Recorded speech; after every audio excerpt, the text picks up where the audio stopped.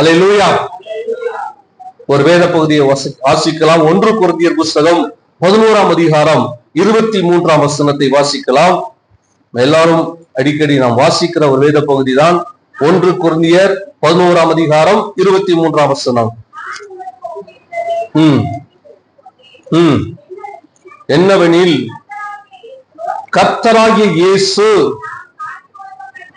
தாம் காட்டி கொடுக்கப்பட்ட அன்று ராத்திரியிலே அப்பத்தை எடுத்து, போதும், கர்த்தருடைய நாமம் மகிமைப்படுவதாக.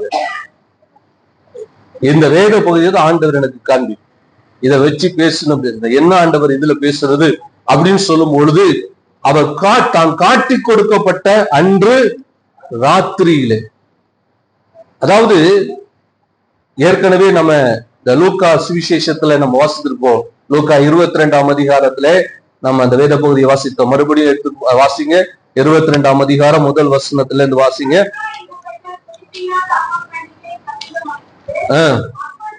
பஸ்கா எனப்பட்ட புளிப்பில்லாத அப்ப பண்டிகை. அதாவது இந்த அப்ப பண்டிகை இஸ்ரவேல் ஜனங்கள் என்ன செய்தாங்க? ஒவ்வொரு ஆண்டும் அவர்கள் அதை நினைவு கூர்ந்தாங்க. யாத்திராகமம் 12ஆம் அதிகாரம் 31ஆம் வசனம். யாத்திராகமம் 12:31, 12:1 இருந்து வாசிங்க.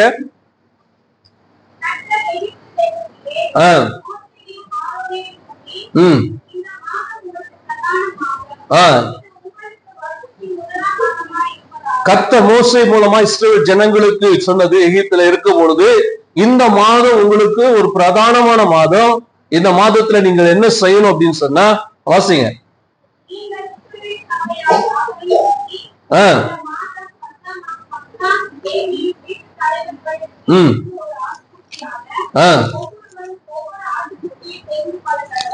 ஒவ்வொருவரும் ஒவ்வொரு ஆட்டுக்குட்டியை தெரிந்து கொள்ள கடவர்கள்.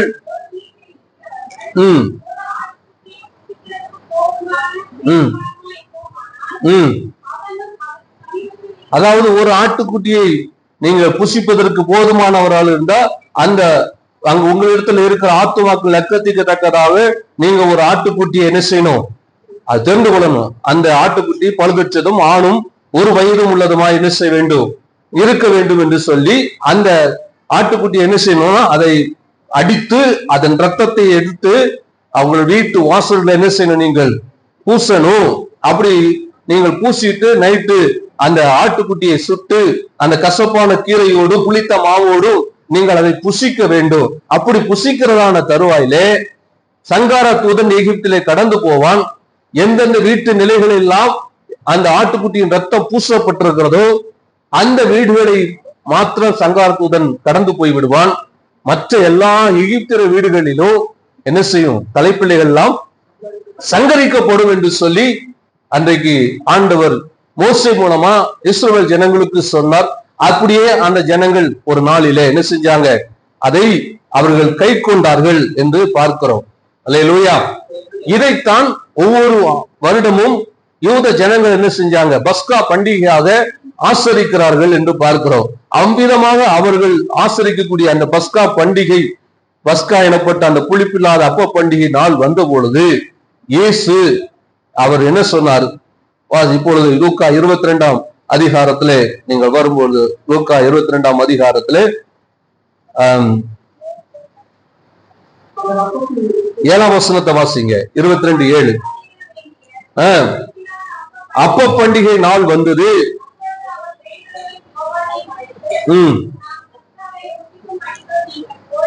இயேசு ஒவ்வொரு ஆண்டும் அதே போல யூதராய் இருந்ததுனால யூத வழக்கத்தின்படி ஒவ்வொரு ஆண்டும் பஸ்காவை அவர் அனுசரிக்கிறதுக்காக அவர் ஒரு இடத்தை ஆயத்தப்படுத்தி அங்க அனுசரித்தார். இப்போ இந்த வருடத்திலும் இந்த நாளிலும் அவர் மரிப்பதற்கு முந்தின அந்த நாள், அந்த முந்தின காலகட்டங்களிலே அதே போல இயேசுவும் அந்த பஸ்கா புளிப்பில அப்ப பண்டிகை வரும்பொழுது சீசர்களை பார்த்து சொல்லுகிறார், இந்த வருஷம் பஸ்கா புசிப்பதற்கு என்ன பண்ணுங்க? ஒரு இடத்தை நீங்க ஆயத்தப்படுத்தணும்னு சொல்லும் பொழுது அதுக்கு எப்படி ஆயத்தப்படுத்தணும்னு ஆண்டவர் சொல்றார். ஏற்கனவே நம்ம போன ஞாயிற்றுக்கிழமையில வாசிக்கும் பொழுது அந்த எருசலேமுக்கு பவனியா போகும்பொழுது எப்படி அங்கே ஒரு கழுதை ஏற்கனவே தெரிந்து கொள்ளப்பட்டதோ அதே போல அவர் வீட்டை என்ன செய்திருந்தார்? அவர் தெரிந்து கொண்டிருந்தார். அந்த வீட்டில அவருக்கு அந்த பஸ்காவை என்ன செய்யப்பட்டிருக்கு? ஆசரிப்பதற்கான எல்லா காரியங்களும் ஒழுங்கு செய்யப்பட்டது. கம்பளம் முதல்ல எல்லாம் விரித்து அந்த எஜமான் செஞ்சான், பஸ்காவை ஆசிரியத்திற்கான எல்லா ஏற்பாடுகளும் அவர்களுக்கு செய்யப்பட்டது. ஆனா பஸ்கா அந்த நாள் வருகிறதற்கு முன்பாக 2 நாளைக்கு முன்பாக அந்த ராத்திரி இரவிலே, அதுதான் இந்த கொரிந்தியர்ல நாம் வாசிக்கிறோம், அந்த நாள் இரவிலே இயேசு என்ன பண்ணா, காட்டி கொடுக்கப்படுவதற்கு அந்த ராத்திரியிலே பஸ்காவை ஆசிரியப்புக்கு இன்னும் 2 நாள் இருக்கிறது. இன்னும் 2 நாள் பஸ்கா வர்றதுக்கு 2 நாள் இருக்குது. அந்த பஸ்கா நாள்ல தான் எப்படி இஸ்ரவேல் ஜனங்கள் எகிப்திலிருந்து அவர்கள் விடுதலையாகி வெளியிலே வருவதற்கு ஆட்டுக்குட்டி அடிக்கப்பட்டதோ, அதே போல உலக மனிதர்கள், உலக மக்களுடைய மனுகுலத்தினுடைய ரட்சிப்பிற்காக அதே நாளிலே ஆட்டுக்குட்டியல்ல, ஆட்டுக்குட்டியானவராக ஆண்டவர் இயேசு அடிக்கப்பட வேண்டி இருக்கிறதுனால அவர் அதற்கு முந்தி 2 நாளைக்கு முன்னாலே இப்ப அவர் காட்டி கொடுக்கப்பட போகிறார். இதற்கு பிற்பாடு அவர் என்ன செய்ய முடியாது, பஸ்காவை ஆசரிக்க முடியாது. அவரே பஸ்காவாக போகிறார், அவருக்கு தெரியும். அதனாலதான் அந்த இரவில என்ன செய்கிறார், சீசர்களோடு கூட அவர் அந்த பஸ்காவை என்ன செய்கிறார், அவர் ஆசரிக்கிறதுக்கு அவர் போகிறார். அப்பதான் வாசிங்க, இப்போ வாசிங்க. இல்ல, லூக்கா 22ஆம் அதிகாரத்துல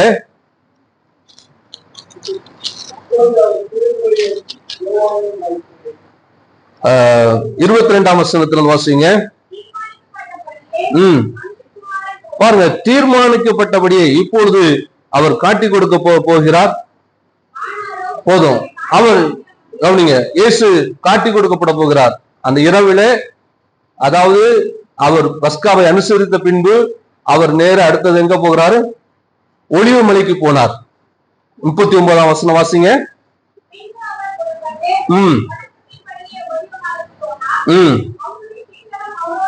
ஒலிவ மலைக்கு அங்கே போனார். ஒலிவ மலையில போயிட்டு அவர் அங்கே உட்கார்ந்து அவர் ஜெபம் பண்ணினார். ஜெபம் பண்ணி முடிந்த பின்பு அங்கே அவர் என்ன செய்தார்கள், எல்லாம் பந்தயத்தோடு தீப்பந்தத்தோடு வந்து அவரை பிடித்தார்கள். யூதாஸ் அங்கே வந்து இயேசுவை என்ன செய்தான், முத்தத்தினாலே காட்டி கொடுத்தான் என்று அங்கே நாம் வாசிக்கிறோம். அல்லேலூயா, அல்லேலூயா. ஆண்டவர் இயேசு கிறிஸ்து அந்த இடத்துல சொல்கிறார். 53ஆம் வசனத்தை வாசிங்க.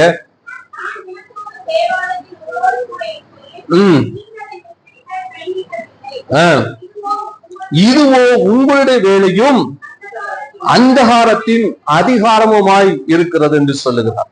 அல்லேலூயா. இயேசு கிறிஸ்து அவர் காட்டி கொடுக்கப்பட்ட அன்று ராத்திரியிலே நாம அந்த அப்பத்தை பிட்டு அவர் தம் சீசர்களுக்கு கொடுத்தாரு. ஆனா அந்த ராத்திரி என்பது எப்படிப்பட்டது நேரமா இருந்ததா, அது அந்தகாரத்தின் நேரமாய் இருந்தது. அது மனுஷகுமாரன் மனிதர்கள் கையிலே ஒப்பு கொடுக்கப்படுகிற ஒரு நேரமா இருந்தது. அல்லேலூயா, அல்லேலூயா. இன்றைக்கும் நம்முடைய வாழ்க்கையிலும் அப்படிப்பட்ட அநேக அந்தகாரத்தின் நேரங்கள் உண்டு, இருளின் நேரங்கள் உண்டு. அந்த ராத்திரி இன்றைக்கு நாம் எப்படிப்பட்ட நேரத்துல நாம் இருக்கிறோம். நிறைய நமக்கு ராவு காலம் என்ன இன்னைக்கு நல்லா, அதெல்லாம் நமக்கு நல்லா தெரியும். எது நல்ல நேரம் கெட்ட நேரம் அதை நான் கேட்க வரல. அல்லேலூயா. இயேசு கிறிஸ்து அவர் மனிதனாய் இந்த பூமியில வெளிப்பட்ட போல தேவனாய் இருந்தாலும் அவருடைய வேலை, அதாவது அவர் ஒப்பு கொடுக்கப்பட வேண்டும் என்பதனாலே, அவர் மனுஷகுமாரன் மனிதர்கள் கையில ஒப்பு கொடுக்கப்பட்ட வேண்டும்னாலே அது யாருடைய வேலையாய் இருக்கிறதா, அது அந்தகாரத்தின் அது வேலையுமாய் இருக்கிறது, அந்தகாரத்தின் அதிகாரமாய் இருக்கிறது. அல்லேலூயா.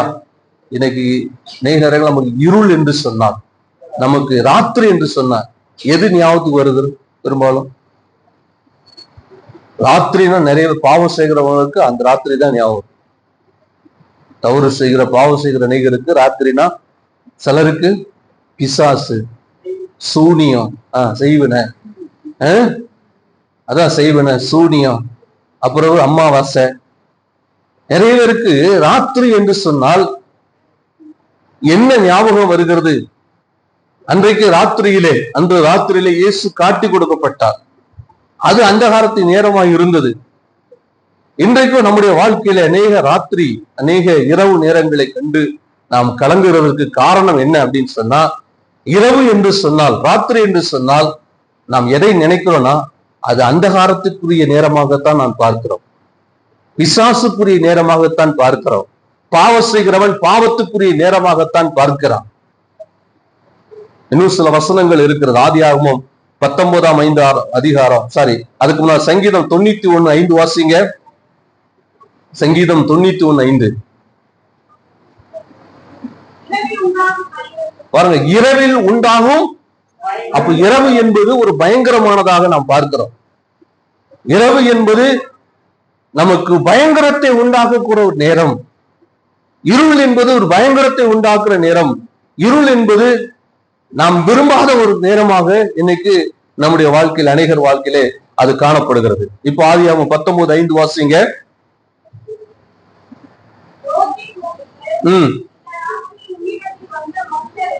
பாருங்க, இங்கே பாவம் செய்கிறவர்கள் லோத்துவை தேடி சிலர் வந்திருக்க பொழுது அவர்கள் தேடி வருகிறாங்க. உன்னிடத்துல வந்த மனிதர்களை கொண்டு வா.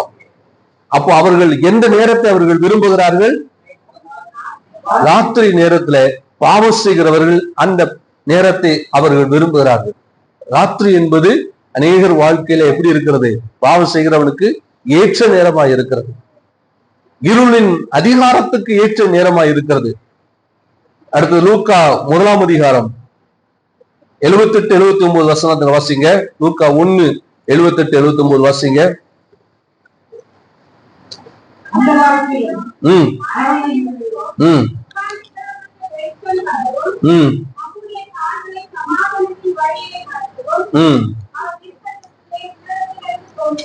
பாருங்க, அன்றைக்கு இயேசு கிறிஸ்து இந்த உலகத்துல அவர் மனிதனாய் அவர் பிறந்த அந்த நாட்களிலே, அவர் பிறக்கிற அவர் மாமிசத்துல வெளிப்படுகிற நாட்கள் வரையிலோ கலிலேயா போன்ற நாடுகள் எப்படிப்பட்டது இருந்தது?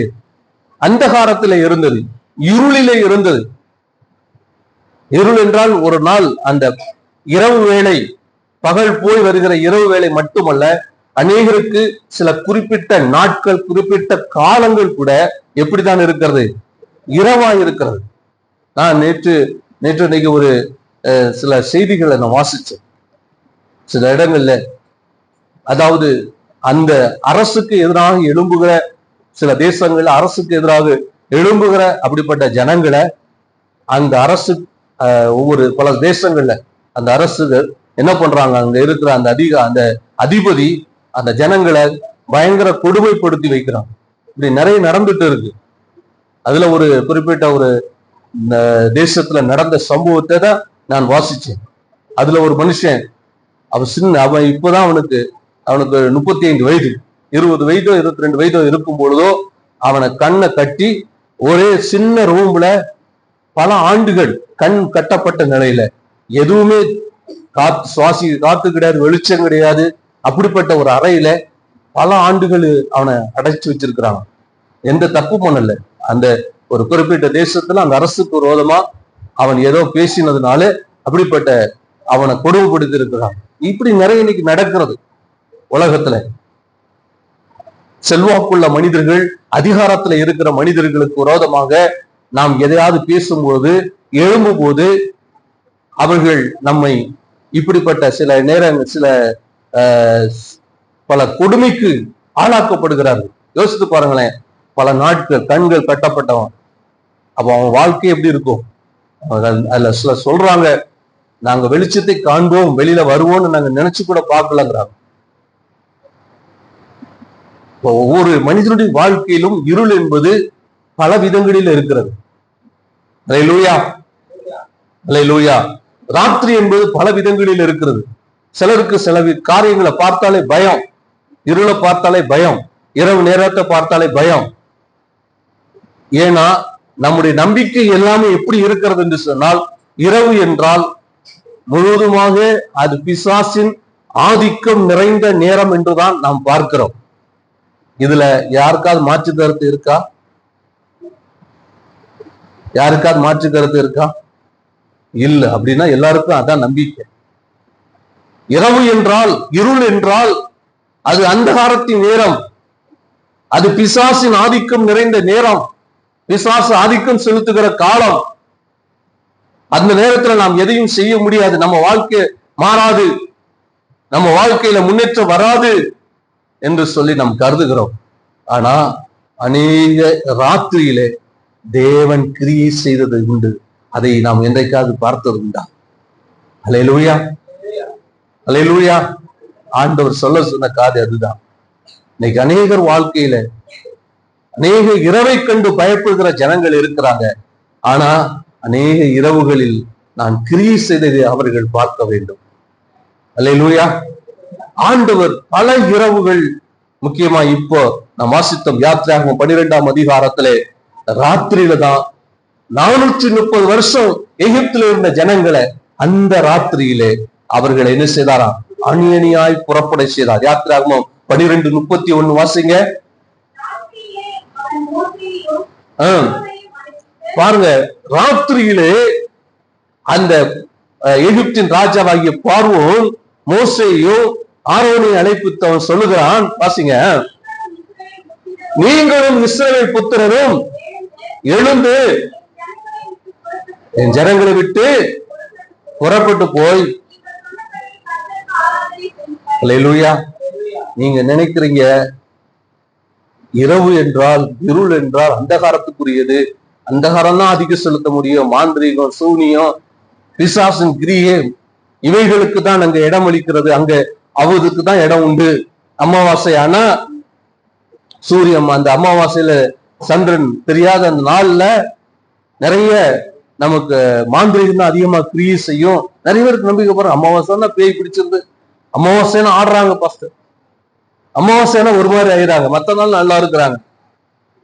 நான் சொல்றேன், அந்த அமாவாசை நாளிலும் என் தேவன் கிரியை செய்ய வல்லவர் என்று நீங்கள் விசுவாசிப்பீங்கன்றா, எப்படிப்பட்ட பிரச்சனையா இருந்தாலும், எப்படிப்பட்ட வியாதியா இருந்தாலும், எப்படிப்பட்ட பிசாசின் போராட்டமா இருந்தாலும், அந்த நாளிலும் என் தேவன் கிரியை செய்ய வல்லவர். அல்லேலூயா. இங்க பாருங்க, அந்த நாளிலே 430 வருஷம் அடிமைத்தனத்துல இருந்தாங்க. அந்த இரவிலே அவர்கள் எல்லாம் அணி அணியாய் என்ன செய்தார்? ஆண்டவர் புறப்பட செய்தார். இன்னும் சில காரியங்களை வாசிக்கலாம். மார்க் சுவிசேஷம் 6ஆம் அதிகாரம் 48ஆம் வசனம் வாசிங்கள். மார்க் 6:48, 45 இருந்து வாசிக்கலாம்.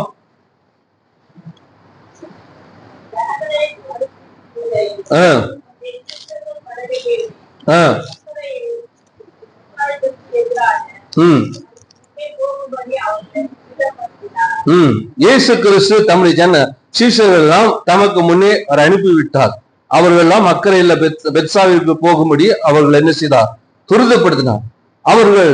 அவர் ஜனங்கள் அனுப்பிட்ட பின்பு ஜெபம் பண்ணும்படி ஒரு மலை மேல் ஏறினார். சாயங்காலம் ஆன போது படவு நடுக்கலில் இருந்தது, அவரோ கரையிலே தனிமையா இருந்தார். அப்பொழுது காற்று அவர்களுக்கு எதிராக இருந்தபடினால் அவர்கள் தண்டு வலிக்கிறதுனால் வருத்தப்படுகிறதை அவர் கண்டு ராத்திரியில் 4ஆம் ஜாமத்தில் கடல் மேல் நடந்து அவர்களிடத்தில் வந்து அவர்களை கடந்து போறது போல் காணப்பட்டார். அல்லேலூயா.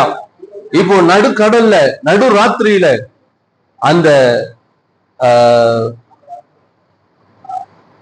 அந்த நன்னீர் ஏரி, அந்த கலிலேய கடல் பெரும்பாலும் இப்படிப்பட்ட பயங்கரமான புயல் காற்று உண்டாகிற ஒரு பகுதி. அதுவும் இரவிலே அதிகமான இப்படிப்பட்ட சூழ்நிலைகள் அதிகமா வருது. ஆனா அப்படிப்பட்ட இடத்துல சீஷர்கள் தனியா போயிட்டாங்க. அவர்கள் போறாங்க. இவர் ஜெபம் பண்ணும்படி தனியா மலைக்கு போறார். போயிட்டு அவங்க பார்த்துக்கிட்டே இருக்கிறார். 4ஆம் ஜாமத்துல அவர்கள் தண்டு வலிக்கிற கஷ்டப்படுறதை கண்டு அந்த ராத்திரியிலே இயேசு அவர்களை தேடி என்ன செய்தாராம்? கடலின் மேல். நான் சொல்றேன், உங்க வாழ்க்கையில எந்த ராத்திரி உங்களுக்கு கடினமா இருக்கிறதோ, இந்த ராத்திரி இது கடினமான வேலை, இந்த ராத்திரி என்னால இது முடியாது, என்னால இது கடந்து போக முடியாது, இந்த வாழ்க்கை, இந்த சூழ்நிலை, இந்த பிரச்சனை, இந்த கஷ்டம், இந்த வேதனை, எதை நீங்கள் கடக்க முடியாதுன்னு வருத்தப்பட்டு கொண்டிருக்கிறீங்களோ, அந்த கடினமான அந்த ராத்திரியிலே இயேசு உங்களை தேடி வருவார். எத்தனை பேர் விசுவாசிக்கிறீங்க? அல்லேலூயா. அவர் தூரத்துல இருக்கிறார். அவர் நம்மளை பார்க்க மாட்டார். அவர் நமக்கு உதவி செய்ய மாட்டார். அவர் நம்மளை தனியா விட்டுட்டார் நினைக்காதீங்க. நீங்க ஒரு நாள் தனியா இல்ல. நீங்க அவரை தேடுங்க, நீங்க அவரை நேசிங்க, அவருக்கு முதலிடம் கொடுங்க. ஆண்டவரோடு நல்ல உறவு உங்களுக்கு இருக்கட்டும், அவர் உங்களை தேடி வருவார். எத்தனை பேர் விசுவாசிக்கிறீங்க? அல்லேலூயா, அல்லேலூயா. எந்த கடினமான சூழ்நிலை, எந்த ராத்திரியா இருந்தாலும், எந்த கடினமான சூழ்நிலை இருந்தாலும், என் தேவ ஜனமே, அவருடைய பிள்ளைகளாய் இருக்கிற நீங்க அவரை நோக்கி கூப்பிடும் பொழுது, சங்கீதம் 107 நீங்க நிறைய வாசித்து பாருங்க. அதுல பல்வேறு கடினமான சூழ்நிலை அவர்கள் அவரை நோக்கி கூப்பிட்டார்கள், ஆண்டவர் அவர்களுக்கு என்ன செய்தார்? அவர்களை விடுவித்தார் என்று சொல்லி சங்கீதம் 107 அநேக அப்படி ஒரு 5 காரியங்களை ஆண்டவர் செய்த அற்புதங்களை குறித்து சொல்லப்பட்டிருக்கிறது. அல்லேலூயா. அதே போல உங்க வாழ்க்கையிலும் நீங்க இருக்கிறது எப்படிப்பட்ட காலம், எப்படிப்பட்ட கடுமையான சூழ்நிலை இருக்கிறீங்கன்னு எனக்கு தெரியாது. ஆனா ஆண்டவர் இந்த நாளிலும் இதை பேச சொல்லுகிறார் என்று சொன்னால், நீங்கள் தனியா இல்ல, நீங்க போகிற பாதையை தேவன் பார்த்து கொண்டு இருக்கிறார். நிச்சயமாய் உங்களுக்கு அவர் உதவி செய்வார். விசுவாசிக்கிறீங்களா? அல்லேலூயா. அந்த ராத்திரியிலே அவர் கடல் மேல் அவர்களிடத்தில் செய்தார். நீங்க நினைக்கிறீங்க, இந்த ராத்திரில யார் எனக்கு உதவி செய்ய முடியும்? இந்த சூழ்நிலையில யார் எனக்கு உதவி செய்ய முடியும்? இந்த பிரச்சனையில் யார் எனக்கு உதவி செய்யும்? இவ்வளவு பண தேவை இருக்கிறதே, இவ்வளவு கடினமான மோசமான ஒரு சூழ்நிலை நான் இருக்கிறேனே, இவ்வளவு கொடுமையான பல குடும்ப பிரச்சனையில நான் இருக்கிறேனே, இவ்வளவு பொருளாதார பிரச்சனையில் இருக்கிறேனே, இவ்வளவு கடன் பிரச்சனையில் இருக்கிறேனே, யார் எனக்கு உதவி செய்ய முடியும் நீங்க நினைக்கலாம். ஆனால் உங்களை பார்க்கிற ஒரு தேவன் ஒருவர் இருக்கிறார், உங்களை அறிந்திருக்கிற ஒரு தேவன் ஒருவர் இருக்கிறார். உங்களுடைய இருளின் சூழ்நிலையை பார்க்கிறவர் உங்களிடத்துல நிச்சயமாய் இந்த இரவு நேரத்திலே அவர் உங்களிடத்துல வர போதுமானவராய் இருக்கிறார். விசுவாசித்தா மாத்திரம் கரங்களை தட்டி அவருக்கு மகிமை செலுத்தலாம். ஹல்லேலூயா. இதே போல அப்போஸ்தலர் நடபடிகள் 5ஆம் அதிகாரம், அப்போஸ்தலர் நடபடிகள் 5ஆம் அதிகாரத்திலே 17ஆம் வசனத்துல இருந்து வாசிக்கலாம்.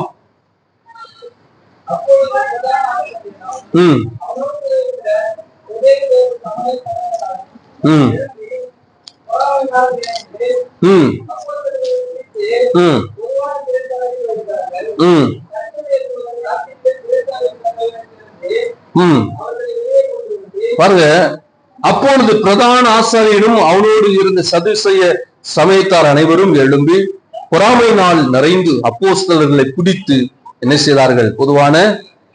அப்போஸ்தலர்களை பொதுவான சிறைச்சாலையிலே அவர்கள் பிரதான ஆசாரியரும் சதுசேய சமயத்தார் அனைவரும் அவர்கள் கொண்டு அவர்களை சிறையில வைத்த பொழுது கர்த்தருடைய தூதன் என்ன செய்தாராம்?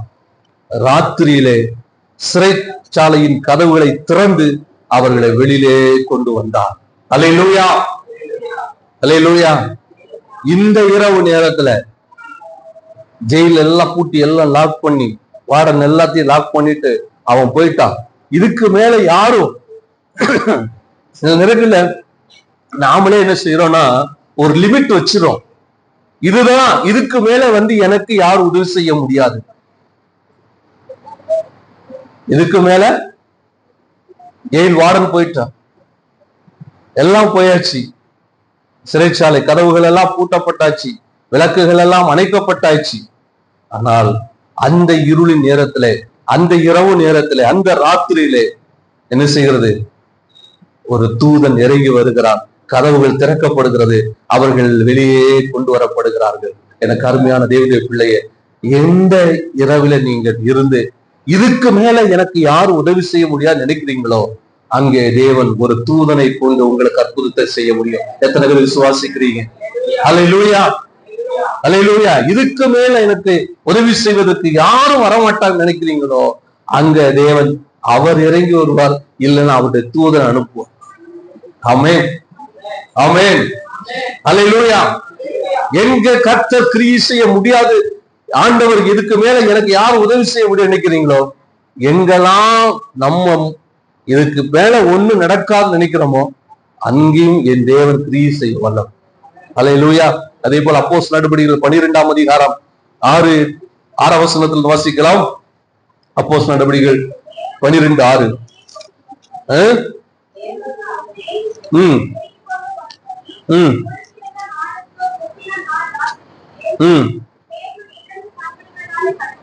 இங்க அதே போல அதே ஒரு சம்பவம். இப்போதும் அங்கே அப்போஸ்தலர் எல்லாரும் அங்க பொதுவான சிறைச்சாலையில் வைக்கப்பட்டிருந்தாங்க. ஆனா இங்க பேதுரு உட்காவலில் வைக்கப்பட்டிருந்தான். உட்காவலில் என்ன, பொதுவான சிறைச்சாலை கூட சில இடங்கள்ல அது வெகு சுலபமா வர்றதற்கான ஒரு வாய்ப்பு கூட இருக்கலாம். ஆனா இது வாய்ப்பே கிடையாது.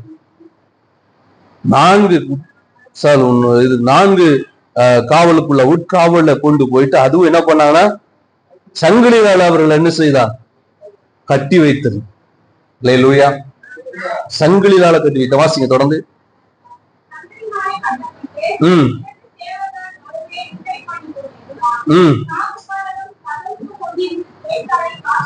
பாருங்க, அங்க காவல்காரங்க இருந்தாங்கன்னா என்னன்னு தெரியல. ஆனா இங்க காவல்காரர்கள் கூட வெளிப்பா இருக்கிறாங்க. அவனை வெளியில வெளியில போயிடக்கூடாது. ஒருவேளை அந்த சம்பவத்தின் ஞாபகத்தை வச்சு ஒருவேளை அப்படி கூட செஞ்சிருக்கலாம். இவங்களெல்லாம் இப்படி எல்லாம் போட்டா, பொதுவான சிறையில போட்டா இவங்கெல்லாம் சீக்கிரம் வந்துருவாங்க, இதெல்லாம் எப்படியாவது தப்பிச்சிருவாங்க, யாரையா கொண்டு அதை எப்படியா பண்ணிடுவான்னு சொல்லிட்டு ஒருவேளை 4 உட்காவல்ல கொண்டு வச்சு அதுலயும் என்ன பண்ணாங்க, கையை காலையும் சங்கிலியால அவன் கட்டி அவன் என்ன செஞ்சான் உள்ள வச்சு, காவல்காரரும் அவங்களும் போகல, கதவுக்கு முன்னே நின்று செய்றாங்க, காத்து கொண்டிருக்கிற சூழ்நிலையில திருப்பும் அதே போல ஒரு கர்த்தருடைய தூதன் வந்து நிற்கிறான். அவன் வந்து அவனை தட்டி எழுப்புறான், கை காலில் விலங்கு எடுத்து போடுறான். 1ஆம் காவல், 2ஆம் காவல், 3ஆம் காவல், இப்படி எல்லா காவலையும் அவன் கடந்து கடைசியில எங்க வந்து நிற்கிறான், வீதியில வந்து நிற்கிறான். அல்லேலூயா. மனிதன் நினைக்கிறான், சில நேரங்கள்ல நாம் ஏற்கனவே வாசிக்கிற போது அந்தகாரம் அதனுடைய நேரத்துல அவன் எதை வேணாலும் செய்ய முடியும், இப்படி செஞ்சா இவங்களை இவங்க எதுவும் பண்ண முடியாது, கிறிஸ்தவர்களா இல்ல இந்த குறிப்பிட்ட அந்த மனிதனா, இவங்களை இப்படி செஞ்சா அவங்க ஒண்ணுமே பண்ண முடியாதுன்னு நினைக்கலாம். மாந்திரிகத்தின் மூலமாக, பலவிதமான காரியங்கள் மூலமா இவங்களை முடைக்கிடலாம், இவங்க வாழ்க்கையை முடைக்கிடலாம், இவங்களை அழித்திடலாம், இவங்களை எல்லாம் ஆக்கலாம், இதை செஞ்சுட்டா இதுக்கப்புறம் அவன் ஒன்றும் பண்ண முடியாது. ஆனா நான் சொல்றேன், மனிதர்களோ இல்ல எந்த மாந்திரிக காரியங்களோ நமக்கு விரோதமா செய்யப்பட்டிருந்தாலும், எந்த காரியத்தை செஞ்சு நம்மளை ஒண்ணும் இல்லாமல் ஆக்கணும்னு நினைத்தாலும் அதற்கு மேல கிரியை செய்கிற தேவன் ஒருவர் இருக்கிறார். அவர் எந்த ராத்திரில எந்த இடத்துல அவர் இறங்கி வருவார். அல்லேலூயா, அல்லேலூயா. 4 காவல் தானே, அதுலயும் அவர் வந்தார், தூதனை இறக்குனார். அவன் போய் அவன் கை காலில் இருக்க விலங்கால் கட்டுகளை அவிழ்த்தான், கதவுகள் திறக்கப்பட்டது.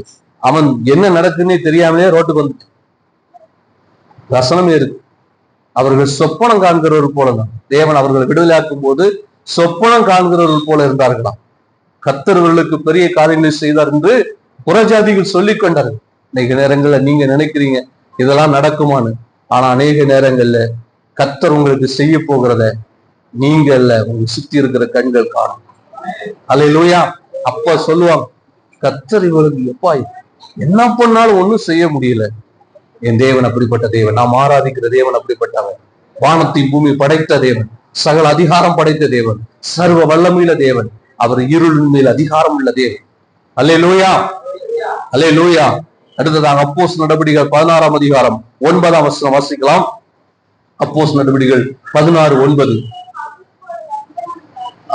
அந்த ராத்திரியிலே பவுலுக்கு ஒரு தரிசனம் உண்டாயிற்று. வாசிங்க.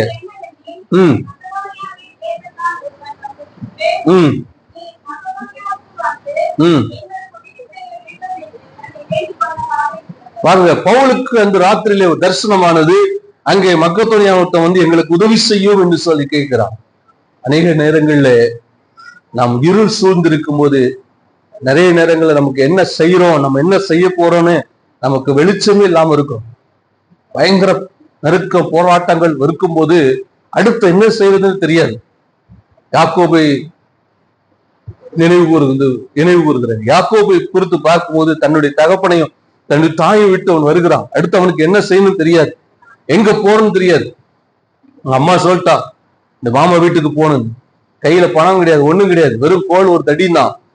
ஆனா இரவிலே அவன் ஒரு கல்லை எடுத்து அவன் அந்த இடத்துல நித்திரை செய்யும் பொழுது பரலோகத்துல இருந்து ஏணி வைக்கப்பட்டிருக்கிறதையும், பரலோகத்துல தூதர்கள் ஏறுகிற இறங்குறதையும் அவன் அங்கே பார்க்கிறான், சொப்பனம் காண்கிறான். அங்கே தேவன் அவனுக்கு தரிசனமாகிறார்.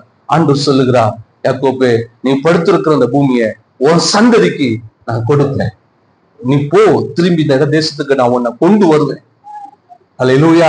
சில நேரங்கள்ல நம்ம அந்தகாரம் சூழ்ந்திருக்கும் பொழுது அடுத்து என்ன செய்கிறது, எங்க போறது, இப்போ பவுல் ஊழியத்துல அவன் மக்கதோனியாவுக்கு போய் உதவி செய்யணுங்கிற தேவ திட்டமா இருக்கிறது. ஆகவே ஆண்டவர் அவனுக்கு ஒரு தரிசனத்தை கொடுக்கிறார். அல்லேலூயா. அதே போல யாக்கோபுக்கு ஆண்டவர் திட்டத்தை கொடுக்கிறார். இன்னும் நிறைய. அடுத்து 18:9 வாசிங்க. அப்போஸ்தலர் 18:9.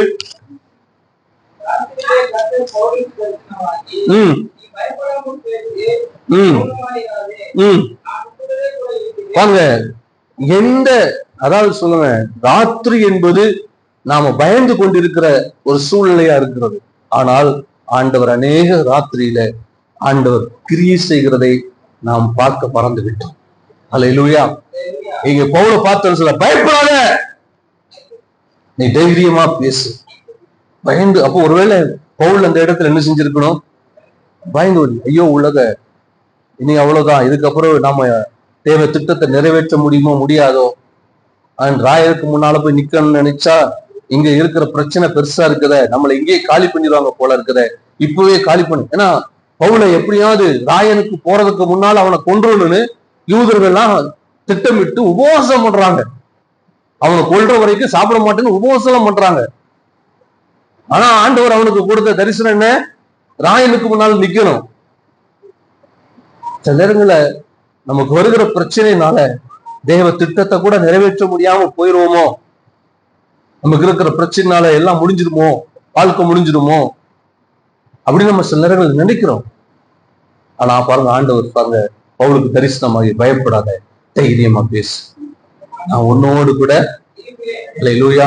கர்த்தர் இன்றைக்கு இரவுல யாரோ ஒருத்தரை பார்த்துதான் ஆண்டவர் சொல்லுகிறார். அல்லேலூயா. பயப்படாத, தைரியமா பேசு, கர்த்தர் உன்னோடு இருக்கிறார். இவ பிள்ளைய சகோதரி சகோதரிய கர்த்தர் நம்மோடு இருக்கிறார். அல்லேலூயா. அடுத்து 23ஆம் அதிகாரம் 11ஆம் வசனம் வாசிங்க. அப்போஸ்தலர் 23:11.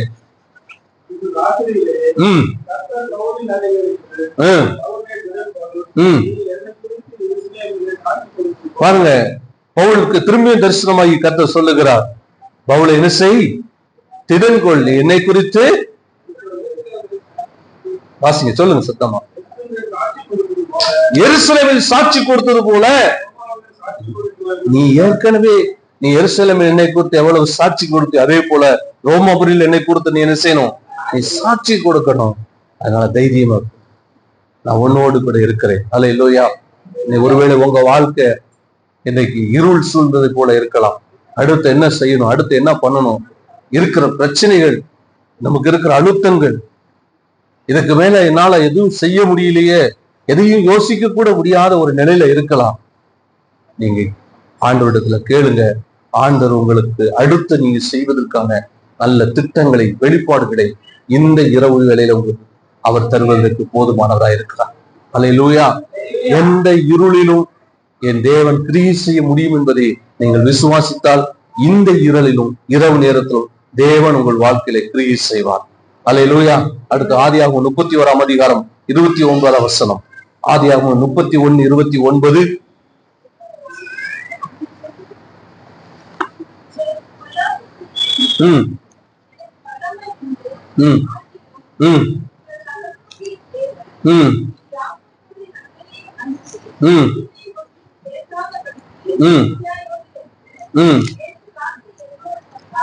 பாருங்க, இங்க லாபான் இடத்துல ஆண்டவர் சொல்றார்,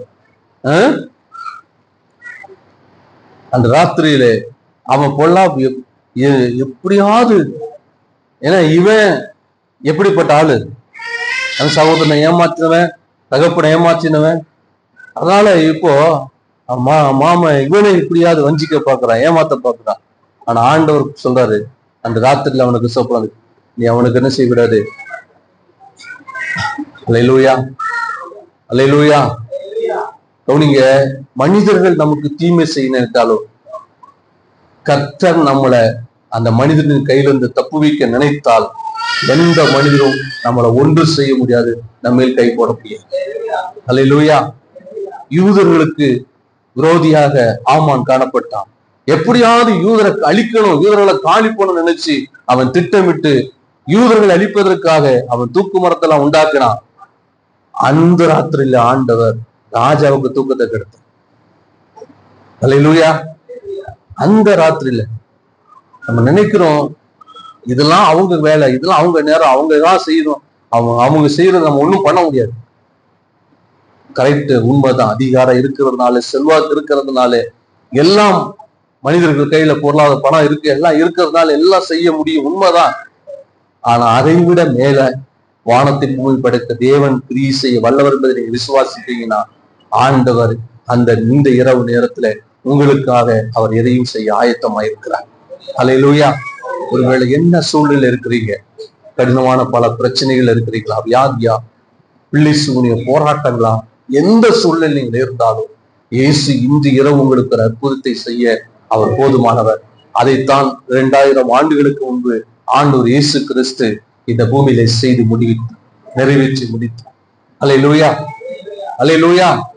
அந்த ராத்திரியில் அவரை காட்டி கொடுத்து யூதர்கள் அவரை கொலை செய்ய வேண்டும், அவரை காலி பண்ணணும், அவரை சாகடிக்க நினைக்க அதே அந்த ராத்திரியிலே ஆண்டவர் இயேசு கிறிஸ்து ஒரு பெரிய மகத்தான ரட்சிப்பை மனுகுலத்துக்காக அவர் ஏற்படுத்தி தந்தது போல, இந்த ராத்திரியிலே அந்தகார சூழ்ந்திருக்கிற நேரத்திலே, இருளின் ஆதிக்கம் நிறைந்திருக்கிற காலத்திலே, எதுவும் உங்களுக்கு வாழ்க்கையில நடக்காது என்று நீங்கள் நினைக்கிற இந்த நேரத்துல இயேசு உங்களுக்கு ஒரு அற்புதத்தை செய்வார் என்று நினைத்தீங்கன்னா, இன்னைக்கு எப்படிப்பட்ட நிலையில நீங்க இருந்தாலும் உங்களுக்கு ஒரு அற்புதத்தை செய்ய போதுமானவராக இருக்கிறார். நம்ம எல்லாம் எழுந்திருப்போமா?